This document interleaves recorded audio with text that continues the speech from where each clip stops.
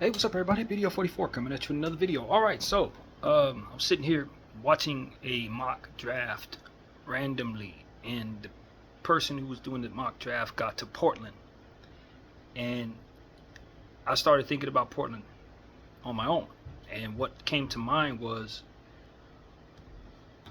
this person mocked them, young kid out of France, Noah Asingé, a nice project development, high ceiling, wingy type of dude from France. And I realized they had been drafting people at that position with that type of thing going on a lot. Um, and I'm just looking at their roster. Ryan Rupert, Delano Blanton's another one of them guys like that.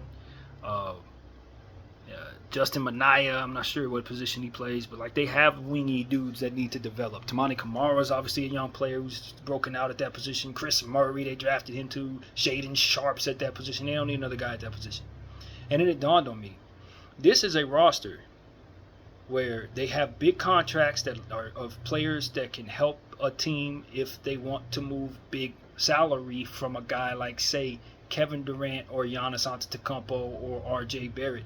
If a team wants to move that type of contract, Portland seems like a decent suitor that no one's talking about, because Portland last year, throughout stretches of the season, looked like one of the best teams in the Western Conference. Now, they didn't do enough winning to make the playoffs, but those who remember the stretch they were on knows that they don't need another young player that needs to develop. What they need is a leader that can lead them into the playoffs of star caliber, so that players like Donovan Clingan, Tamani Kamara, Scoot Henderson, Shaden Sharp can be a part of some playoff experience, atmosphere type stuff. When I look at OKC and the type of experience they're getting, I look at the young players from Indiana who are, that are making names for themselves in the playoffs, guys. These Portland guys are ready to be a part of something like that. I look at a few of these names. Some of them going to move, but the guys I just mentioned, they can be a part of a good situation and be helpful. Scoot has got some more developing to do, but I got a feeling he's going to be having a breakout season, if not this year, probably next. Delano Blanton's played really well. He can be a part of something. And that's what it is. Because these guys are on rookie contracts, Tamani Kamara's making them $1 million. That's like the best contract in the entire NBA. Jabari Walker's $2 million. That's a really productive player on the bench. Delano Blanton's making $2 million. Duop Rafe's making $2 million. These are all good players. Chris Murray's not quite developing like they hope he would, but I think he can contribute. Shaden Sharp's only on a $6 million contract. Donovan Clingan's still on a rookie contract. Scoot Henderson's still on a rookie contract. All of the guys that they love are on affordable contracts. Denny Advidja's only making $15 million. Bro, and what I see is DeAndre Ayton making so much money, $34 million, bad contract. Jeremy Grant making almost $30 million at 30 years old, bad contract. Anthony Simons, cool, 25 years old, $25 million. Maybe I can hold on to that depending on what I'm building. But Ayton and Jeremy, I could add them to a trade for a star and then add picks to make it make sense for the other team. Bring all of these rookies on these rookie contracts, a real guy that can help lead them to the playoffs. Now, it's the Western Conference, so maybe you think it's not as easy to make the playoffs, and that's understandable. But I think they should be big game hunting. Kevin Durant or Giannis Antetokounmpo. And I know Giannis probably wouldn't necessarily want to go to Portland, but if he paid attention to Portland, if he studied Portland last year, he knows that if he would have had that unit around him, they would have been one of the best defensive teams on the planet. On the planet. Tamani Kamara and Giannis Antetokounmpo with Blanton and all these dudes, Matisse Thybulle and all, Donovan Clingan in the paint. Man, listen to me. If you have any imagination and you're a guy like Giannis, you're going to listen to me when I tell you Portland's not the worst place for you to go if you're going to be joining the Western Conference. Now, there are better places, I think, but ones that are likely able to keep a real team around you because they have so much affordable stuff that's going to be playing real positions, at least for the next year and a half, 2 years. This is a situation where you go there for 2 years and are able to capitalize on having a very deep team that's going to play a lot of defense, young players that are going to run the floor, and a system that likely is going to be able to help you win. Now, I think they would need some shooting. If you keep Anthony Simons, that might not be a problem. But I got, Denny Avdija is already showing he's an all-star. That dude was a monster last year. Scoot Henderson is going to be a high-level player. Donovan Clingan is going to be one of the best interior defenders in the league. Shaden Sharp can already go for 40 points. He's only going to get better. You're not going to move him in the trade. And they got all these young players that I've already mentioned. Tamani Kamara, one of the best on-ball defenders in the Western Conference, in my opinion. They got tools, man. They got real tools to work with. And what they need to do is shed bad salary from players that are not that great, like Jeremy Grant and DeAndre Ayton, who combined making like $60 million. Get them guys the hell out of here. Add as many picks as Milwaukee would be pleased with, and go get Giannis if you're Portland. Be aggressive and go get Giannis while you still got all these good players on these rookie contracts. You can afford to do it. And most importantly, you could add something else to it as well. Because Giannis only making, what, $50 million, something like that? You can go get some other stuff that makes this make even more sense and still have Anthony Simons. You can move him in a separate deal if you want to. Robert Williams, $12 million. That's not so bad for another rim protector next to Donovan Clingan for another year. He's probably expiring. I don't see how many years. He has 2 years left, like $13 million.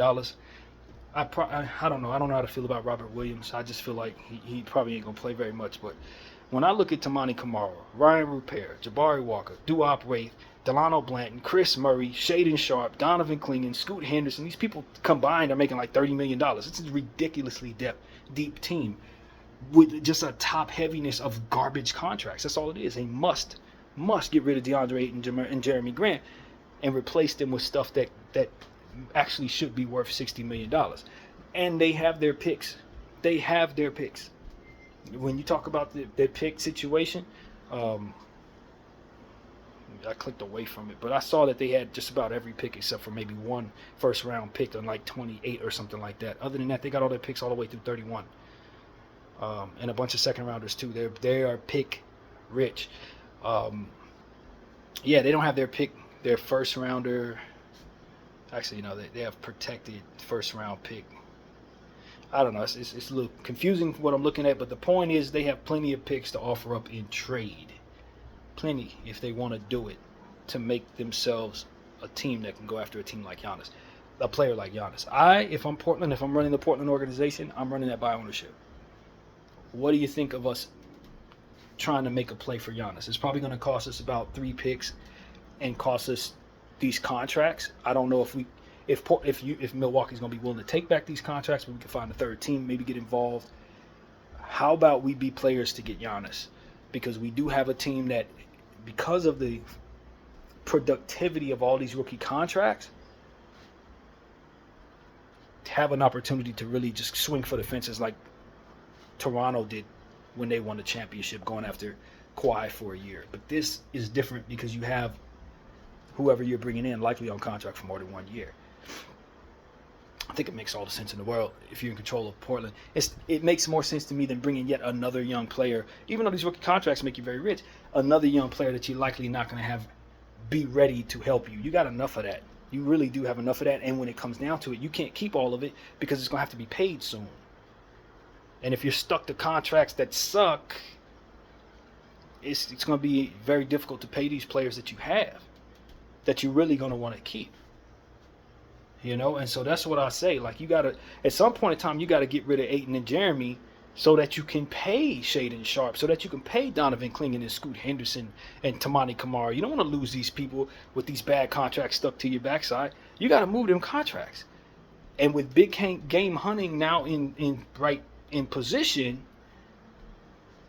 it might be in your best interest to expedite your timeline while you still have these guys on contract.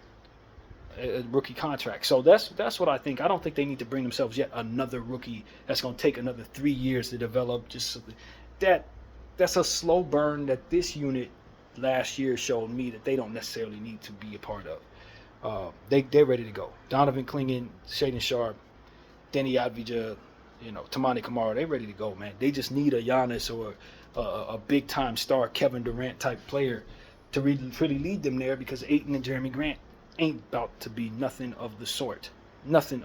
So with Brook Lopez leaving Milwaukee, I would imagine the Milwaukee Bucks are in the center position business. They probably wouldn't mind bringing on DeAndre Ayton if they can get back some picks and stuff like that, if they have to move Giannis.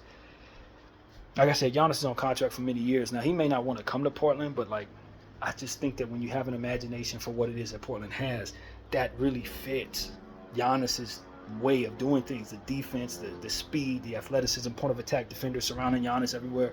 He don't have to be so much responsible for points defending the paint because he has significant talented rim protection next to him. I mean, it just becomes a situation where it's like, yo, if don't look now, but that's a very dangerous place for Giannis to insert himself. Like I said, they would need some extra shooting, I believe. I think that's where they would be pretty much a little deficient, but it wouldn't be hard to find a shooter. Once you get Giannis, other people are going to want to come play with Giannis, so it changes the dynamic of what you have going on. And given the fact you're shedding bad salary and still have these rookie players, you would be able to sign a shooter. You could get in the business to find a shooter. You're going to get him. So that's what I would say to Portland. It just changes everything, and it puts you in a position to put booties in seats for the next 3 years with Giannis in place. I think Giannis been playing in Milwaukee for the last 12 years. I don't think Portland's that much different than Milwaukee. He has Dame next to him, so Dame could tell him how things were in Portland. All of this, to me, is good for all parties involved. I think Portland would be a fresh start for Giannis. He could drive a defensive team to the playoffs, and if Portland is creative enough, not signing bad contracts over the next several years, they could put something around him that maybe could contend. So I like this better than the Knicks gutting their entire starting lineup to bring him in and have him playing next to, Jalen Brunson or whatever the heck they're gonna do. I don't really love that for Giannis at all. It's more of a concept of being in a big market than actually a winning situation. This right here is more of a winning situation if I'm being real. If they can retain keeping Shaedon Sharpe and Toumani Camara and Anthony Simons, obviously Donovan Clean, if they can keep all of those people and bring Giannis to the situation, now you have a deep team with a lot of defenders, and him able to do what it is that he does, it just becomes a very difficult situation to deal with him. And I would immediately say that they were a team that could at least get to the second round. Year 1. Year 2, year 3, they'd have to figure out what else they want to do. But the point is, in my scenario, they would not be pick rich anymore, but they also have a bunch of young players and Giannis in place. So it's not like you're worried about the future when you still have Donovan Clingan, Shaedon Sharpe, Toumani Camara. These guys are all in their early 20s. So it's not like you need all the picks necessarily to give you a future. Your future's in place. You just need somebody to teach these guys how to win. And so that's what I think they should do. I don't know if I do this. Kevin Durant, for me, at 37 years old, he might be a little older, but if I can turn Ayton and Grant into Durant, I'm going to do that. They should have drafted Durant anyway. We know that. But, the fact that he played with Seattle his first season, he might have some kind of familiarity to some distant degree with the Portland area. I don't think he would hate Portland either that much at all. I don't think he would hate it, especially playing with these young guys. So this is what I tell superstars on my channel, man. You got to have an imagination. A lot of y'all just want to go to big markets, but y'all going to be going to big markets having too much on your backside, and you're going to end up hurt playing for shallow basketball teams with no front office with any vision. You don't want to be part of that. You want to go to a situation that's already established with plenty of depth. And when I look at what's in the finals right now, that's what's it. Forget these big markets. If they can't build something that looks like what OKC or India got going on, give them the finger. Don't go there. That's exactly what I tell a superstar. Right now, it's about having a vision for your roster and ultimately for your future. And I think Portland, depending on what they have to give up to get Giannis, would be a great place for Giannis over the next several years. So I'm thinking Giannis, but there are other players as well that probably fit this bill. The point is, Portland needs to get rid of Ayton and Grant at all costs. If they have any idea what the hell is good for them, they're going to move both of those contracts right now. So with that being said, I think that Portland is a team. If they're thinking about their situation like I'm thinking about it, they're probably a great bet to move that number 11 pick. People are talking about maybe San Antonio moving their pick, Houston moving their pick. If I'm reading the tea leaves correctly, Portland could potentially move their pick too. So that's pretty much what I want to say, man. My name is BDL44. I thank you all for watching.